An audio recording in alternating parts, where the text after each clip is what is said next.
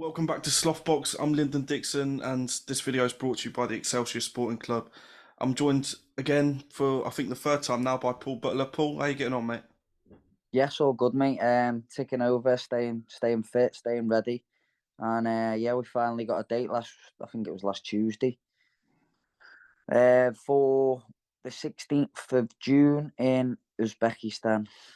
Mate, that Uzbekistan, that is crazy. But we'll get onto your fight in a little bit. The last time I spoke to you, I think it was a couple of weeks before the Inoue fight, and Yeah, I think it's been 5 or 6 months since that loss, and I just wanted to get your thoughts on how do you feel about that looking back now. yeah, it was a good experience. Obviously, everyone knew in and around the team how much of a big task it was, but listen, you can't turn them opportunities down. It's once in a lifetime opportunity. I held the world title, he held the other three, including the Ring magazine belt. So it was for, as they say, all the marbles. Every single belt was on the line. In Japan, and anything can happen in boxing. Do you know what I mean? It was one of them. Okay, we came up short, but everyone expected me to. Everyone, and I mean everyone, expected a round or two. And I was having none of that. I've always said, nah, no one will take me out in that time. Mm. He hit me clean on the chin within the first two rounds, and I didn't think the power was that bad. To be fair, I thought it was good. Don't get me wrong. I knew I couldn't switch off, and if he hit me and I didn't see the shot, yes, it was lights out. But I stayed switched on when he did land flush. I didn't think it was too bad. It was good power. Don't get me wrong, but I was expecting a little bit more. Mm. I just want to talk a little bit more about that because, like you said, everyone even in your camp knew the task at hand. It was obvious he's one of the greatest in the on the planet at the minute. Yeah, But would you say now, retrospectively, he's the best you've been in with? yeah, I'd say so. Yeah, he was very good at everything he done. So the power was good. His foot movement was good. His hand speed was really good. And the thing I'd say best about him was his positioning, about putting me in certain positions of the ring, which I'd like to think my boxing IQ is pretty decent as well. And I knew what he was doing. I knew where he wanted to put me. He was trying to put me in certain positions, and I knew in the back of my head, I was thinking, I know what you're doing here. He was manoeuvring me in positions to throw a certain shot, and I didn't let him do that until he landed a very good body shot in round 11. But other than that, I think I frustrated him all night. Listen, I was never going to go there and stand in the middle of the ring with him and trade with him anyway. It was always about picking me moments and picking me times when I could go. It was always the case to have a look at him for four rounds anyway, and then we'd see how well he'd done the weight, because it took him twice to get on the scales to actually make weight. Um, so that was the plan. Have a look at him, see what he was like after 4, 5, 6, and then potentially start getting into the fight. And I think around round 5, I started letting a few more shots go. I was landing a bit more, but then he switched it up. He sort of like started dropping his hands, and he changed from his game plan A Mm. to game plan B, which was very good as well. Which he started putting his hands down and trying to goad me in, and I knew he was trying to do that to land a big shot. He was trying to make me fall short to throw the slip backhand, what Mm. he catches a lot of people with. Um, so I'd studied him a lot and I'd done my own work, so I knew what he was about and I knew what he was about to do. And up until 11 rounds, I didn't fall into that trap. Just the last one on him because we've got plenty more to talk about. I just think I saw a video at the weekend. I think it was a week after the fight, and you saying that I think the quote was, "It's harder than people on Twitter think," and that's the thing. There's a lot of people who are sat at home and can criticise, but do you think, definitely looking at it now, that he don't even get the credit he deserves in terms of how good he is? Yeah, he's rated, but do you think he's even better than some people think? Listen, if he was a middleweight, super middleweight, he'd be pound for pound number one without question. People say, oh, he's number one, number two, number three, because you've got your Canelos, you've got your, who else is there? You've got Usyk. Usyk. People say, "Oh, he's 2, he's 3." But if he was a middleweight and he was knocking these people out like he does at bantamweight, I think a lot more people watch like your middleweights, your heavyweights, your cruiserweight, your light heavyweight. I think if he was up the weight, lightweight even, um, a lot more people would talk about him. But I think because he's down at bantamweight, I think well now he's super bantam, but I do think he'd get a lot more credit than he deserves. Mm. But touching on the comment that I said that about the Twitter people, it's listen. I'm sure 9 out of the 10 of them people that criticise not just me but boxers in general couldn't even get in the ring and do a round with an amateur boxer, never mind a professional boxer, what we do and the levels that we're at. And people sit there and criticise, but they don't go through the hard work and the dedication that we do. And I'd like to see some of them step in the ring themselves Mm. and have a little go, even if it was in a white collar. Do you know what I mean? Mm.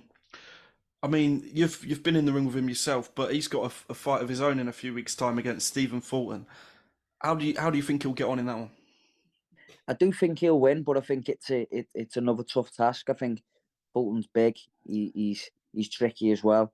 Um, I I think the only thing that will beat Inoue, and I said it about Loma, is the size. The sheer size of a man will beat him. I think as he goes up the weights, I think that's where he'll struggle. I think people will get used to the power. People will be able to push him back a little bit, as no one's been able to do yet because of the power. The power is that good, and I think as he goes through the weights, as the opponents get a little bit better through the weights as well, I think he may come unstuck then. But I do think super bantam. I do think he'll wipe out the super bantams as Mm. well. Let's talk about yourself now, mate. You've got a fight in a few weeks. I think it's with Disrupt Promotions. How did it come about working with them? Because I didn't see it coming when I saw it announced. But yeah, how did that come around working with them? Yeah, so I've been asking for a fight for a while, and Joe is my manager. Has contacted them, and I'd asked for June the 9th previously, and Disrupt said we can get him on one of our shows on June 16th, the week later.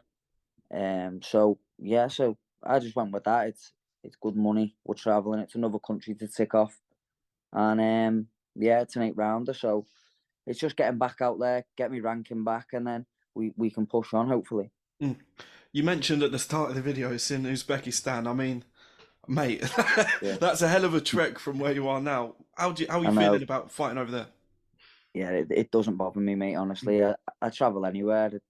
Listen, I've just been to Japan and fought the monster in a way. So going over to Uzbekistan won't phase me. I'm I don't mind flying, mate. Like it doesn't bother me. I get on a plane. I'm not scared of planes or nothing like that. It's just the swapping and changing of flights does me head in. Mm. And we've got to swap at Turkey, then go another 4 hours. So that's the only thing that'll do me head in. I'll get there. I'll make weight as I do, and then we'll get in the ring on Friday night. We'll do the business and fly home Saturday. Mm. I haven't seen much though about an opponent for June the 16th. Is there any news on that you can give us, or still in No, the works at the minute? we did have an opponent, and that fell through today, I think. So we're looking at opponents now, and well, as we speak, opponents are getting passed here, there, and everywhere. So I'm sure by the end of the week, hopefully before I travel, we've got an opponent and we can work on a few things in the gym. Mm. Just talking about the future a little bit. Jason Moloney won a title a few weekends back, and I feel like personally, from a fan's point of view, I think that would be a great fight. Is that something that in the future, once you've got back into the swing of things, is that something you'd be interested in? Most definitely. Listen, anyone that's got a world title, I'm willing to fight. As everyone's seen before, if you've got a world title, then stick me gum shield in and point me in the right direction, and I'm there.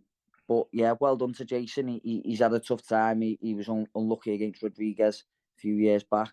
He obviously fell short against Inoue as well.